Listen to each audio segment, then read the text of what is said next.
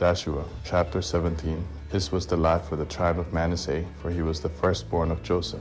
As for Machir, the firstborn of Manasseh, the father of Gilead, because he was a man of war, therefore he had Gilead and Bashan. So this was for the rest of the children of Manasseh according to their families, for the children of Abiezer, for the children of Helek, for the children of Asriel, for the children of Shechem, for the children of Hepher, and for the children of Shemida. These were the male children of Manasseh, the son of Joseph, according to their families. But Zelophehad, the son of Hepher, the son of Gilead, the son of Machir, the son of Manasseh, had no sons, but daughters. These are the names of his daughters, Mahlah, Noah, Haglah, Milcah, and Tirzah. They came to Eleazar the priest, and to Joshua the son of Nun, and to the princes, saying, Yahweh commanded Moses to give us an inheritance among our brothers. Therefore, according to the commandment of Yahweh, he gave them an inheritance among the brothers of their father. 10 parts fell to Manasseh, in addition to the land of Gilead and Bashan, which is beyond the Jordan, because the daughters of Manasseh had an inheritance among his sons. The land of Gilead belonged to the rest of the sons of Manasseh. The border of Manasseh was from Asher to Michmethath, which is before Shechem.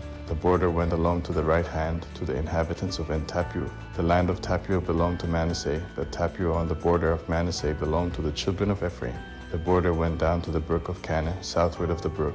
His cities belonged to Ephraim among the cities of Manasseh. The border of Manasseh was on the north side of the brook, and ended at the sea. Southward it was Ephraim's, and northward it was Manasseh's, and the sea was his border. They reached to Asher on the north, and to Issachar on the east. Manasseh had 3 heights in Issachar, and Asher Beth-Shean in its towns, and Eblim in its towns, and the inhabitants of Dor in its towns, and the inhabitants of Endor in its towns, and the inhabitants of Taanach in its towns, and the inhabitants of Megiddo and its towns. Yet the children of Manasseh couldn't drive out the inhabitants of those cities, but the Canaanites would dwell in that land. When the children of Israel had grown strong, they put the Canaanites to forced labor, and didn't utterly drive them out. The children of Joseph spoke to Joshua, saying, Why have you given me just 1 lot and 1 part for an inheritance, since we are a numerous people, because Yahweh has blessed us so far? Joshua said to them, If you are a numerous people, go up to the forest, and clear land for yourself there in the land of the Perizzites and of the Rephaim, since the hill country of Ephraim is too narrow for you. The children of Joseph said, The hill country is not enough for us. All the Canaanites who dwell in the land of the valley have chariots of iron, both those who are in Beth-Shean and its towns, and those who are in the valley of Jezreel.